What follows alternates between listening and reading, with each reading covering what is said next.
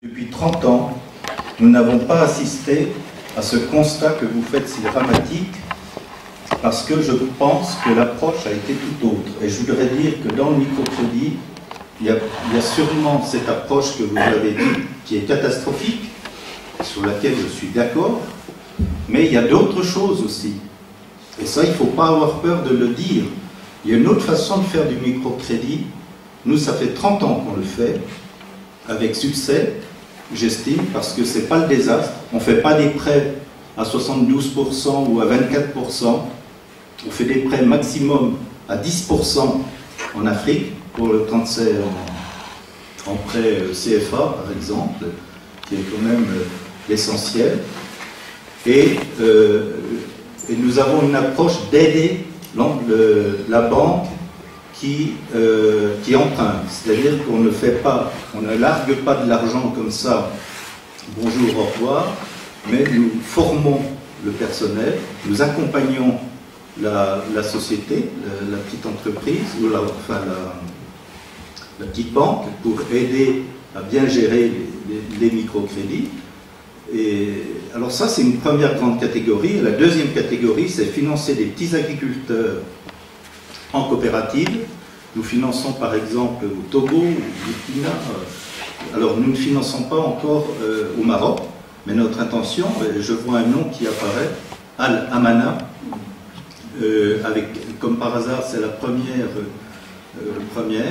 472 000 clients actifs. C'est vrai? Oui. Bon, nous, aujourd'hui, on n'a aucun financement au Maroc. Ils nous ont contactés, on va étudier, mais il faut savoir qu'on refuse autant de dossiers qu'on en accepte, donc on ne s'est pas du tout engagé.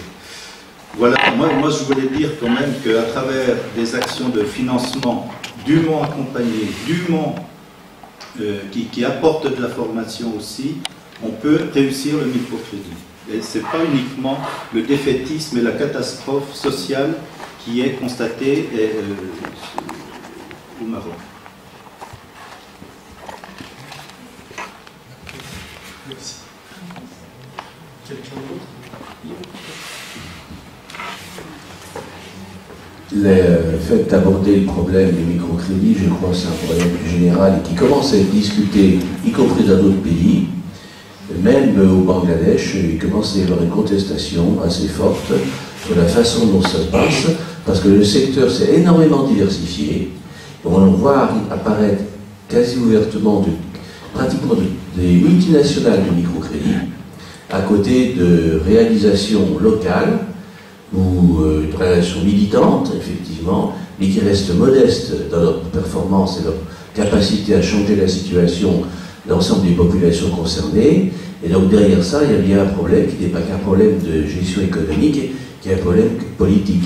Qu'est-ce qu'il a dit? Ce qui est avancé, moi, dans la conclusion de l'exposé qu'on a entendu, qui était tout à fait passionnant, parce que de cette manière, en France, on nous vend les micro-réalisations, les efforts, avec derrière collecter, souscrivez, envoyez votre chèque, etc., comme si c'était le nec plus ultra de la solidarité internationale. Effectivement, il y a d'autres façons de la faire, ne serait-ce que par exemple les relations entre les différentes attaques, les différents mouvements populaires en France et dans d'autres pays, en termes de solidarité militante. J'aurais aimé par contre, dans tout autre domaine, avoir des précisions sur un élément du film, en termes de lutte, et pas seulement en termes d'économie. Parmi les prises de parole, il y a une jeune femme qui, à un moment donné, fait référence à des épisodes qui doivent tourner autour de la guerre d'indépendance et de répression, en citant par exemple un film, c'est Kadhafi, voilà. Et derrière ça, il serait intéressant d'éclairer, je pense, une réunion comme celle-ci. Parce que pour nous, en gros, on ne comprend pas à quoi il est fait allusion, y compris à la répression, par exemple, que l'armée royale a pu effectuer contre un certain nombre de forces résistantes qui ne rentraient pas dans les schémas que l'État marocain qui se mettait en place voulait accepter. Et de ce côté-là, je crois que ce serait intéressant qu'elle puisse éclairer un petit peu sur cette référence. Parce que c'est quand même très fort d'entendre dire par quelqu'un, eh ben, on a chassé le colonialisme des générations, il y a en même temps un nouveau colonialisme qui est quasiment interne.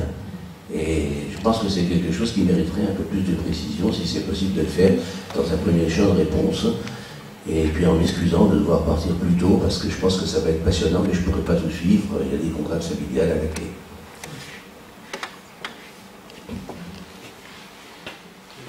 Pour ce point-là, comme la jeune a parlé de Khattabi, Khattabi c'était un militant de l'élite du nord du Maroc qui a essayé de monter une armée spéciale pour lui et lutter contre les Espagnols et après contre la France. Quand elle parle que c'est une autre colonisation maintenant nouvelle, ça veut dire que le peuple marocain n'est pas libre de choisir. Elle fait référence à ce qu'on parle maintenant, la mondialisation, c'est un autre aspect de colonisation, puisque c'est les multinationales qui envahissent le marché, la politique et tout. Et je crois que les instituts maintenant, les instituts financiers internationaux, ce sont ces institutions qui gouvernent maintenant. Et le Maroc subit les impacts de ces institutions d'une façon très forte. Et on le sent, quand on parle de la privatisation de la santé, la privatisation de l'enseignement, de logement et tout, c'est à cause de la mondialisation et de la libéralisation des prix et tout ça. Dans ce sens, il y a des gens qui parlent au Maroc de la nouvelle colonisation au Maroc. Ce n'est pas au niveau armé, mais au niveau économique et politique surtout. C'est ça, je crois, le but. Pour la première intervention, je suis d'accord avec vous, quand il y a le contrôle, l'accompagnement et tout ça, ça va aboutir à la réussite. Mais pour les microcrédits, pour les institutions de microcrédit au Maroc, il n'y a pas d'accompagnement ou de formation. Pourquoi? Parce que chaque institution, il a des subventions internationales selon le taux des clients qu'elle a, ou bien le taux des clients précisément. Donc, ils savent très bien, ils ont monté même un réseau pour communiquer entre elles. Comme quoi, si jamais je viens chez Amana, par exemple, demander un crédit, une fois qu'ils font rentrer le numéro de la carte d'identité, ça affiche les crédits que j'ai dans toutes les autres institutions. Et même si ça affiche que j'ai d'autres crédits, ils n'arrêtent pas et n'hésitent pas de me donner un autre, parce que pour eux, il faut qu'ils gagnent les subventions extérieures. Soit les subventions intérieures, le fonds Hassel II par exemple, ou bien des organismes internationaux. Et c'est pour cela que le risque de non-remboursement est très élevé chez des associations surtout. Par contre, chez Amana et moi, Amana, elle travaille surtout au niveau urbain et ils font des contrôles en quelque sorte, contrôle pour le financement. Mais un contrôle, ça, un agent à 700 personnes à contrôle. Est-ce que vraiment c'est faisable? C'est difficile. Il va contrôler, il va faire le hasard. Il va trier 10 ou 20, les contrôler et les autres, il va donner.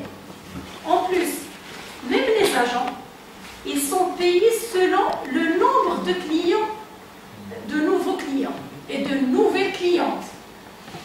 Les agents sont payés à 2500 dirhams le mois. Et tant qu'il a d'autres clients, il a des indemnités. Donc, il cherche à avoir d'autres clients pour avoir un salaire un petit peu élevé.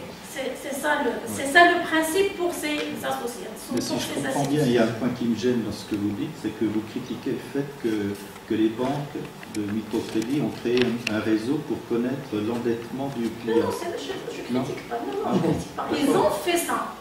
Oui, mais c'est bien ça. Mais c'est pas efficace. C'est pour empêcher le surendettement qui a été critiqué par les femmes. Oui, non, c'est surtout pour empêcher le risque. Bah oui. Le risque de remboursement. Bah c'est oui. surtout Bah ça. oui, Parce bah que c'est ça. Mais jusqu'à maintenant, rien ne fonctionne. En plus de ça, Positif. la loi, oui, c'est positif, mais elle ne fonctionne pas. Parce que généralement, vous avez vu le documentaire, les gens sont dans l'impasse. Parce qu'ils s'endettent d'une association pour rembourser, il aille vers une autre association, même s'il y a ce réseau-là. Ça pose des questions. Pourquoi ils donnent 2 ou 3 fois à cette femme-là? C'est parce qu'ils seront subventionnés selon le taux de clients. Tant qu'il y a ce taux d'intérêt très élevé, je ne crois pas, et je ne crois pas que ça va aboutir à un développement. Parce qu'avoir un crédit dans une banque c'est moins que d'avoir un crédit chez les associations, chez les institutions de microcrédit. Mais maintenant, j'ai vu sur le revue sur Regard hier que les femmes dans une région, un groupe très restreint, ils ont créé une autre façon de microcrédit. C'est qu'ils font que chacune, soit par semaine ou par quinzaine ou par un mois, ils contribuent avec une somme. Ça veut dire nous sommes 10, on contribue par exemple à 100 dirhams, ça veut dire 1000 dirhams. Je peux investir 1000 dirhams sans intérêt, sans rien du tout. Et à tour de rôle pour nous 10. Et maintenant c'est propagé au Maroc, même si entre les fonctionnaires et tout. Mais 1000 dirhams ou bien 3000 dirhams, est-ce que vraiment ça va créer un problème? Ça pose parce que ces femmes-là ne peuvent pas contribuer plus, parce qu'ils sont marginalisés, pauvres. Je voulais juste dire à Yves qu'il y a un film récent, de 2 ou 3 ans, sur Irtabi de Philippe Klein, et qui est passé peut-être sur Arte. Et dernièrement, il est passé aussi dans des manifestations de l'association marocaine des droits humains. Et bon, il trace justement l'histoire. C'est un résistant très très important qui date, il a vécu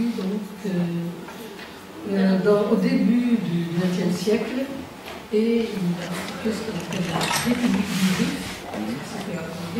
De 1921 à 1926, il a combattu les Espagnols qui ont pas mal de morts et blessés, etc. L'Espagne a fait appel à la France parce qu'elle ne pouvait plus pour le grec. Et les archives disent en Espagne que l'Espagne, et peut-être aussi la France, c'est la première fois qu'ils ont utilisé des produits chimiques dans l'avion, etc. Donc voilà, il a été exilé à La Réunion, puis après quelques années, il a fui. Il a vécu au Caire jusqu'en 1958, et même du Caire, il a organisé de loin la résistance du Nord. On connaît l'histoire de l'Argentine. Oui. On connaît l'histoire de l'Argentine, on ne fait pas le rapprochement, oui, voilà. Et on connaît ce bien. Et ce qui est frappant, c'est que même très, très en profondeur dans le sud du Maroc, il apparaît effectivement comme un personnage significatif. Et je pense que tout bon voyage doit être une bonne référence.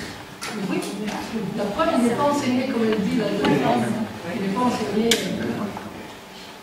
La jeune femme, c'est l'âge de l'attaque au Maroc et de l'Agadir. Elle n'arrive pas à venir en France parce qu'étant étudiante, elle ne peut pas avoir de visa.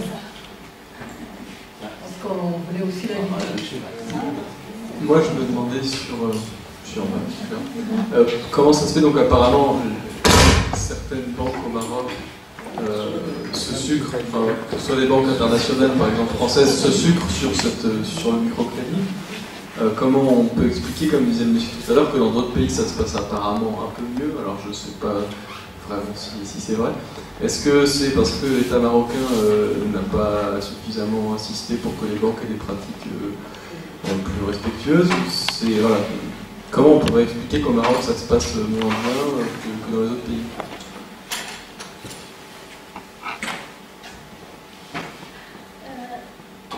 Je crois que on ne peut pas dire que ça se passe très bien dans les autres pays. On ne peut pas dire ça. De toute façon, j'ai vu, ça fait je crois une année, j'ai vu sur votre chaîne, France 2, envoyé spécial, qui parlait des microcrédits. Je vous demande de le voir, parce qu'il parle des expériences partout dans le monde, en Inde, en Mexique, à Bangladesh et au Maroc. Et il faut voir, est-ce que vraiment les autres pays ont réussi ces microcrédits. Je cherche seulement un exemple, pour ne pas dire n'importe quoi.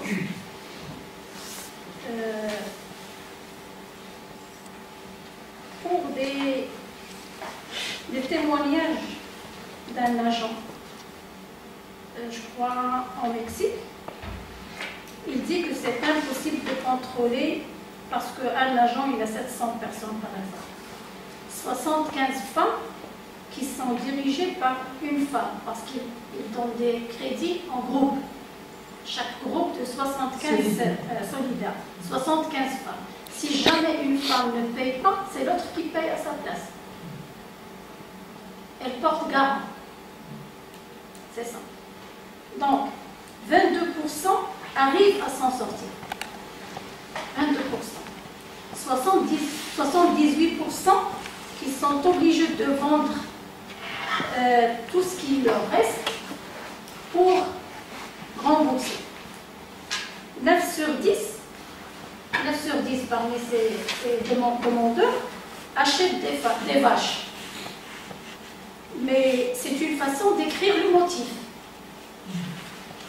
Mais pour elle, c'est avoir de l'argent pour faire nourrir ses enfants ou bien pour payer la scolarité, quelque chose. Ça, c'est un exemple. Il y a d'autres exemples, je crois. Il faut voir cet envoyé spécial, vous allez voir les autres expériences. Donc, il y a des expériences qui ont réussi, même au Maroc.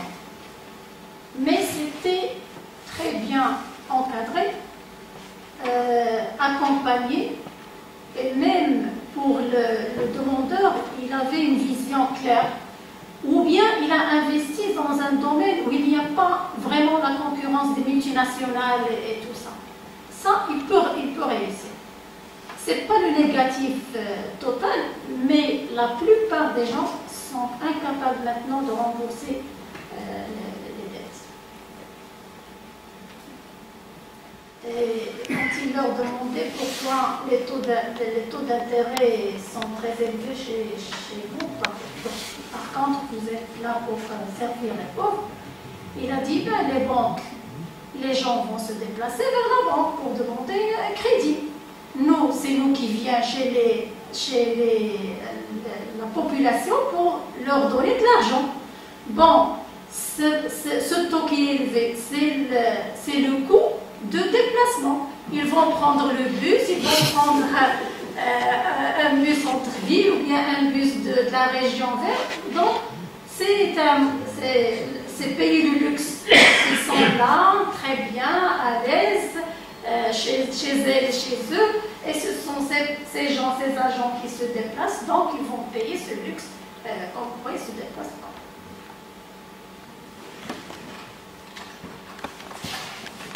Vous évoquez les institutions qui viennent soutenir la démarche, notamment la Fondation Hassan, j'ai cru entendre, ou le fonds.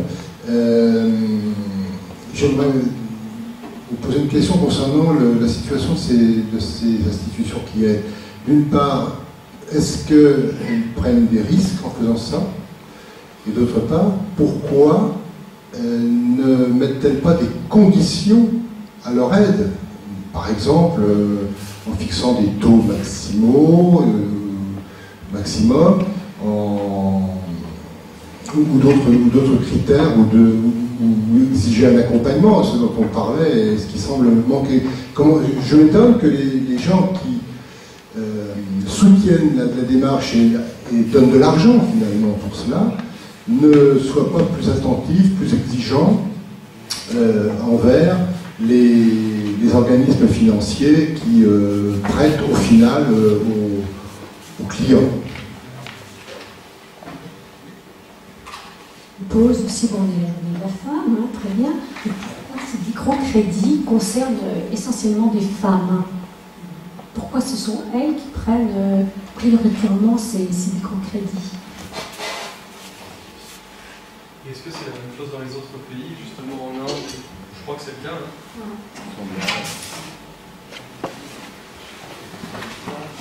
Je m'appelle Vitali et je suis assistant-chercheur à l'École supérieure de commerce et nous avons une chaire microfinance. Donc le but de cette chaire est justement d'analyser et de travailler sur des sujets que vous avez évoqués ce soir. Donc malheureusement le film ne fait qu'analyser une face du microcrédit qui comme un cube à 6, 7 000 faces. Malheureusement le film ne regarde que d'une seule face et puis donne des bonnes réponses à la mauvaise question. Donc, pourquoi les femmes? C'est parce que, bon, c'est difficile d'analyser, moi je suis économiste, mais je m'aperçois que c'est mieux de traiter le problème du microcrédit aussi du point de vue psychologique, parce que en fait, le microcrédit, c'est un petit outil, c'est pas un outil macroéconomique, c'est microéconomique. Il doit résoudre un petit problème d'argent.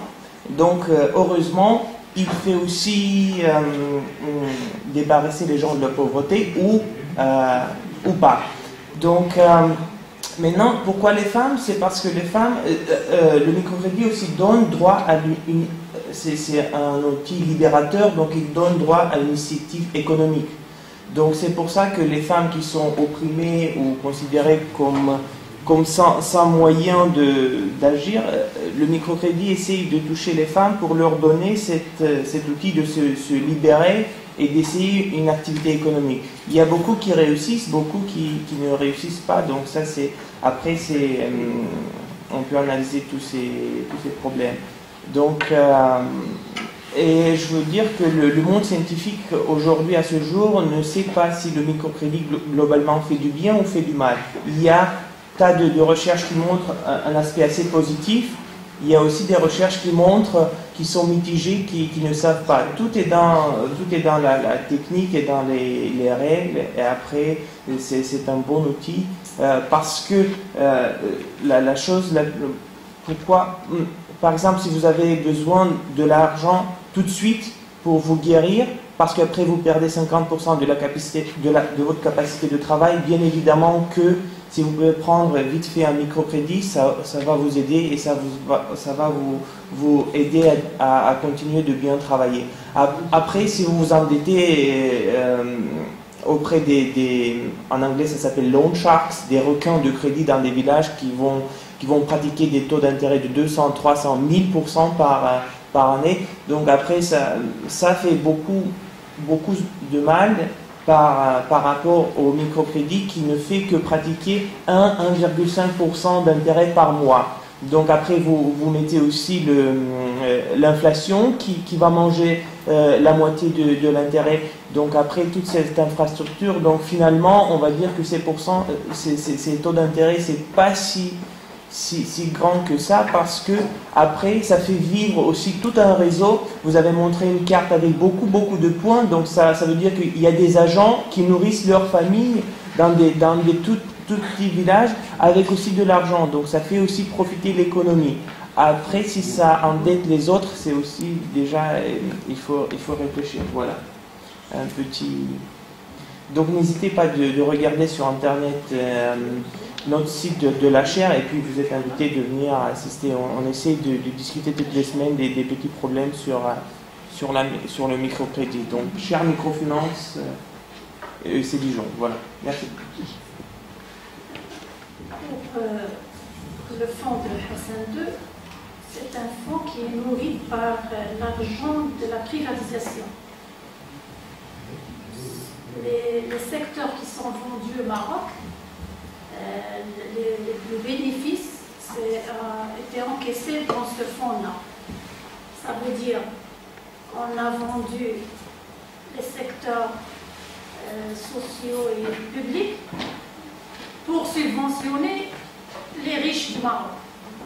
Parce que la plupart des institutions sont créées par les patronats du Maroc. Soit, ce que j'ai dit tout à l'heure, un patron du secteur de publicité, soit l'ex-premier ministre, c'est un patron des chaussures, et les chaussures de marque. Vous avez, je crois, ici en France, vous avez des filières de ces boutiques partout dans le monde. Les chaussures qui se vendent à 500 €, à 700 €, bien sûr. Bon, exiger des conditions envers les institutions, pour vous dire que la loi qui gère, qui fonctionne, enfin qui gère ces institutions, la loi 1897, parmi les commandements, il n'y a que la Banque du Maroc et le ministère de Finances doit fixer le taux d'intérêt, comme pour les banques. Jusqu'à maintenant, ils n'ont jamais appliqué cet article. Jusqu'à maintenant. Même si écrit noir sur blanc dans l'article 1897. Ça veut dire beaucoup de choses.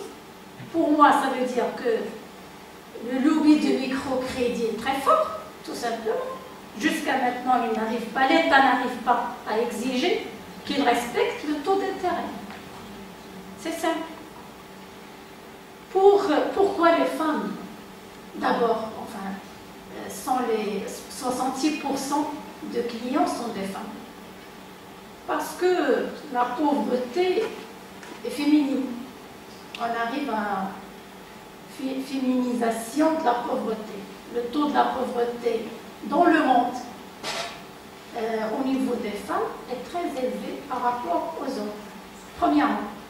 Deuxièmement, ça peut créer, que la femme va avoir une somme d'argent pour elle, ça peut donner le rêve je dis, d'une autonomie économique. Pour un petit moment. Mais après, c'est elle, justement parce qu'on a un taux très élevé pour les chefs de ménage, femmes au Maroc. Et ce sont ces chefs de ménage qui sont obligés de chercher des crédits. Parce que c'est elle qui s'occupe de sa famille. Donc elle est obligée d'aller vers les microcrédits. Pour troisième intervention, c'est vrai que le microcrédit c'est un outil parmi d'autres.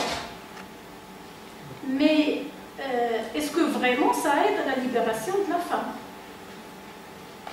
Parce que maintenant, je dis bien que la plupart du temps, ça donne des résultats négatifs.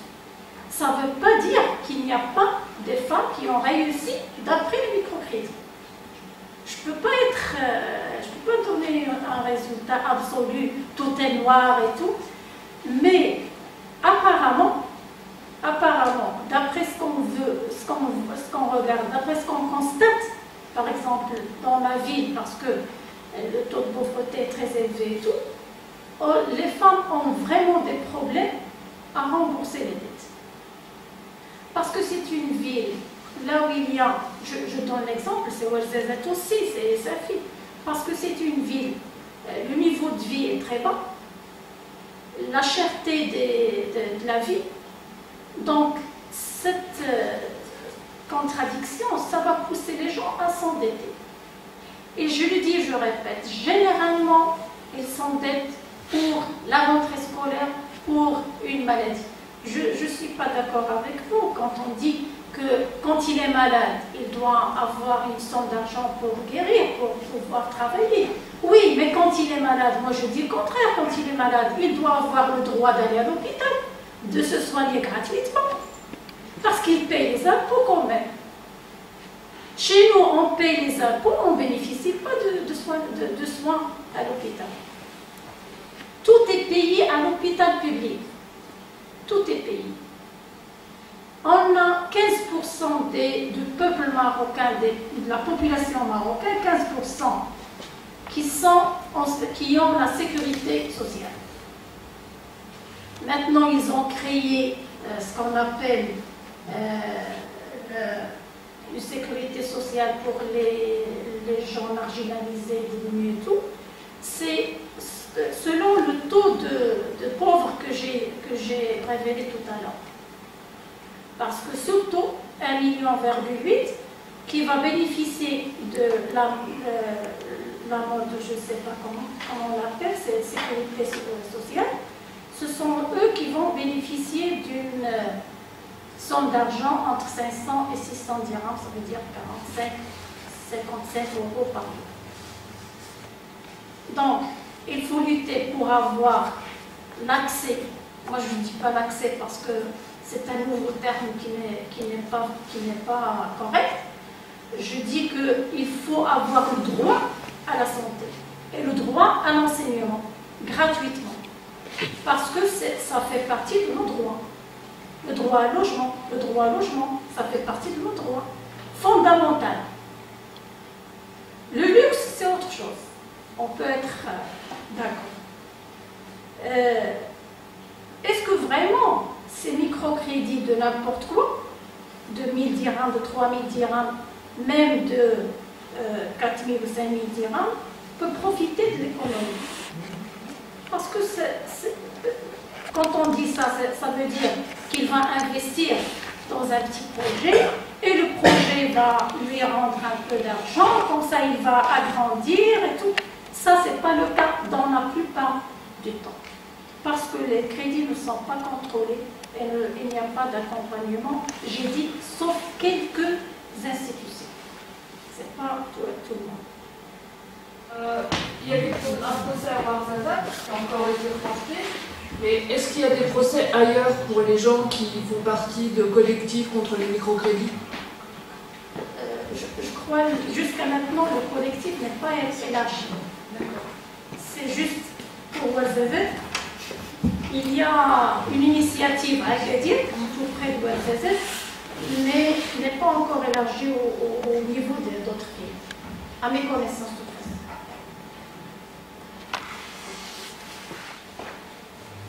Est-ce qu'il y a des tentatives de moralisation de ces microcrédits, les mouvements est-ce qu'il y a des tentatives de moralisation de ces microcrédits suite à tous ces mouvements de femmes qui ont pris des microcrédits? Est-ce que je ne pense pas, puisqu'ils ont plutôt des procès. Ces gens-là qui essaient de lutter, ils disent bon, ben, c'est pas possible, on ne peut pas payer. Ils ont des procès. L'association qui a monté un minora de la salle, mais est-ce que l'État ne s'empare pas du problème? Est-ce que jusqu'à maintenant, des situations aussi délicates? Jusqu'à maintenant, l'État est avec les institutions microcrédit, puisqu'elles condamnent premièrement, ils sont tabassés parce qu'ils protestent contre ces institutions, et après maintenant, ils sont condamnés. C'est l'État qui va les juger quand même. Et vous avez vu les accusations. Ça n'a rien à voir avec le microcrédit. C'est surtout le fait qu'ils ont des menaces, ils se sont protestés en plein rue, ils ont des procès fabriqués. Ça n'a rien à voir avec les institutions. Jusqu'à maintenant, l'État ne donne pas si, mais à vrai dire, il est avec les institutions. Ils doivent rembourser les institutions, c'est le droit des institutions, par exemple. Parce que l'État, pour elle, il voit que l'État, il considère les institutions microcrédit, c'est un outil très important pour lutter contre la pauvreté. Même si les résultats sont négatifs. Jusqu'à maintenant, ce n'est pas vraiment ce qu'on a comme objectif au début. Premier aspect, c'est que le Maroc est toujours sélectionné dans les derniers rangs pour le développement humain. C'est ça le problème. Oui, je crois que c'est intéressant de clarifier un peu ces questions-là. Mais je crois aussi par rapport à l'aide qu'on peut éventuellement apporter d'ici, ça serait bien de savoir quels sont les investissements des banques françaises dans ces microcrédits au Maroc. La part, enfin, c'est par rapport à notre intervention éventuelle, à des campagnes, à des choses comme ça. Je crois que la fin du film a demandé de soutien, au moins pour les femmes victimes de microcrédit. Ça, c'est le premier point. Deuxième point, c'est que c'est multinational. Et c'est qui travaillent dans ce sens-là. Par exemple, le crédit agricole, par exemple, ce qu'on a vu pour le textile. Ce sont des multinationales qui exploitent les ouvrières. Ces ouvrières qui sont licenciées de leurs usines, ils vont faire recours au microcrédit pour survivre. Vous n'avez pas vu tout le film parce que généralement, ce sont des femmes qui ont des dettes. Et comment ils vont payer ces dettes puisqu'ils sont licenciés? Mais le problème, c'est que quand on regarde un pantalon chez Armani ou bien Diesel ou quelque chose comme ça, je crois qu'on ne réfléchit pas aux gens qui ont vraiment fabriqué ce pantalon avec un salaire de misère, dans des conditions de misère. C'est ça, je crois que les Occidentaux doivent travailler.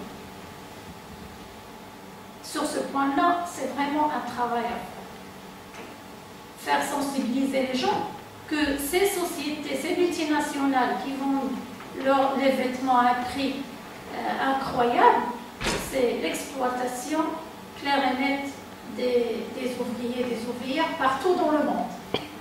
Le Maroc fait partie. Je crois ça, il faut travailler. Peut-être une mini-question. Est-ce que vous pouvez envisager que le microcrédit est le bouc émissaire par excellence au Maroc, parce que les gens ne peuvent pas se rebeller contre le pouvoir, contre le roi. Donc comme ça, eux, ils vont trouver un petit problème de microcrédit, ils vont lutter. Bien évidemment, ils vont gagner parce qu'ils sont pauvres, ils ne peuvent pas payer. Il n'y a rien de... Donc la vaisselle que l'institution va saisir ne sert à rien. Donc il est difficile de la revendre sur le marché. Donc les pauvres vont gagner ce combat parce qu'ils sont pauvres. Donc comme ça, l'État est bien protégé parce que voilà, on a le problème et les pauvres ont gagné la petite bataille. Est-ce que c'est pas ça? Je crois, c'est déjà dit dans le documentaire, c'est pas un bon commissaire, je crois pas que le microcrédit, parce qu'au Maroc, le peuple marocain, pour le 20 février, il a gagné la rue. Il y avait des revendications qui étaient plus fortes que ça. Il y avait même des revendications contre la Constitution qui donne au roi un pouvoir extrême. Ils étaient contre, ils ont réclamé ça. Et le peuple marocain maintenant peut à n'importe quel incident sortir dans la rue et se protester. La peur n'est plus là au Maroc. Pour les microcrédits, ils savent très bien que ce sont des bourgeois, des riches du Maroc, qui ont créé ces microcrédits, qui sucent le sang des pauvres. C'est une façon d'avoir des bénéfices, des profits, pour investir dans d'autres secteurs. Ils n'auront aucun problème. Si jamais il y a un problème, c'est le licenciement des ouvriers, comme on a vu. C'est le propriétaire de l'usine, c'était le vice-secrétaire de CGE. CGE au Maroc, c'est la confédération des entrepreneurs au Maroc. Ce sont eux qui gouvernent. Au début, par exemple, après le 20 février, les élections de parlementaires et tout, le roi a invité CGE pour discuter avec eux qui sera au pouvoir. Parti politique sera au pouvoir. C'est vrai que les islamistes, ils ont gagné, soi-disant gagné, je ne sais pas, ou bien c'est l'État qui s'est intervenu pour que les islamistes gagnent le terrain. C'est la confédération des patrons qui décide. Et le Premier ministre, quand il est nommé, il est allé chez la confédération pour discuter les politiques au Maroc. La politique, généralement, politique économique, sociale et tout au Maroc. Ils sont vraiment des décideurs. Mais je ne crois pas que c'est un beau commissaire parce qu'on n'ose pas parler d'autre chose, non. C'est loin de ça. Parce que ces femmes-là sont des analphabètes, vulnérables. Ils pensent juste ce qu'il faut faire maintenant et dans un petit délai. Ils n'ont pas vraiment un regard qui est très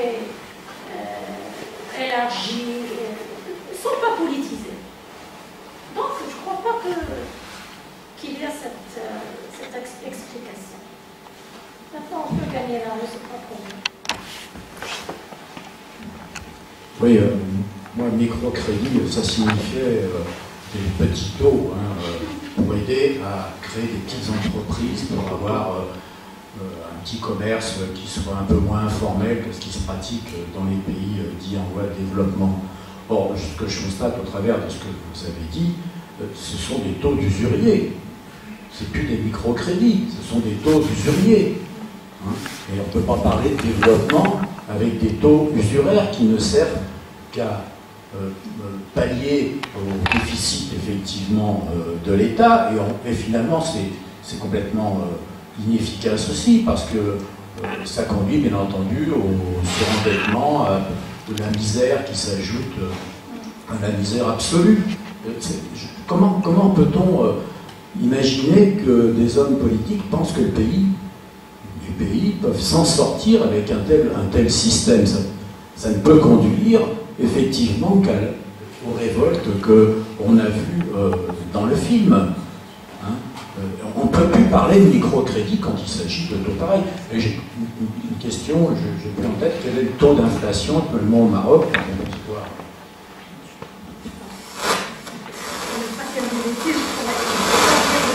Maintenant. Mais est-ce que les décideurs voient que cette somme peut aider les gens à investir dans un projet? Dernièrement, le directeur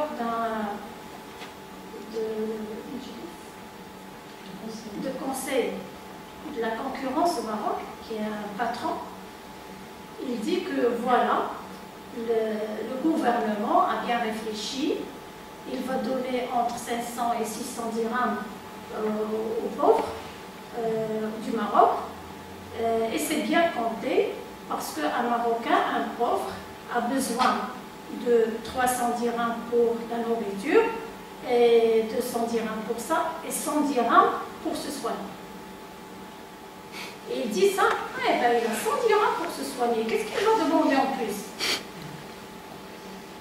Comme s'il ne vit pas au Maroc, et il ne sait pas qu'est-ce que ça veut dire maintenant 100 dirhams. C'est rien du tout. C'est rien du tout. En plus, nous, par exemple, maintenant, il classe les gens au-dessus de pauvreté, c'est à $2, c'est 20 dirhams. Si on a 10 dirhams, on a le 28%, maintenant ça sera le 50% des Marocains sont des pauvres si on parle de 20 dirhams. Et pour eux, ils parlent de 500-600 dirhams, moi je veux dire 40 €, entre 40 et 50 €. C'est vraiment, ça peut être la même chose en France. Comme si on dit chez vous 400 €, bien 300-400 €. Est-ce que vraiment un Français peut vivre avec 300, 40 et 400 €? C'est ça le problème. Mais parce que les décideurs ne vivent pas le quotidien des pauvres au Maroc, ils parlent comme si 500-600 dirhams, c'est le plafond, ils n'ont rien à dire. Ils vont vivre le luxe parce qu'avant, ils n'avaient rien. Ils n'avaient rien avant, on va leur donner 500-600 dirhams, ils seront des bons vivants. En France, une précision, il y a 8 600 000 Français qui vivent avec moins de 940 € par mois. J'ai vu hier, j'ai assisté à une table ronde, il parlait de 13,2% des pauvres, de taux de pauvreté chez les femmes et 12, quelque chose pour les hommes. 14,6 de grande pauvreté en France maintenant, c'est-à-dire un taux supérieur à celui du Venezuela, par exemple. Je crois que c'est les impacts de la mondialisation. Voilà. On va bientôt devoir conclure puisque ça ferme à 9 h, donc si vous avez des dernières questions, dernières remarques, c'est bon.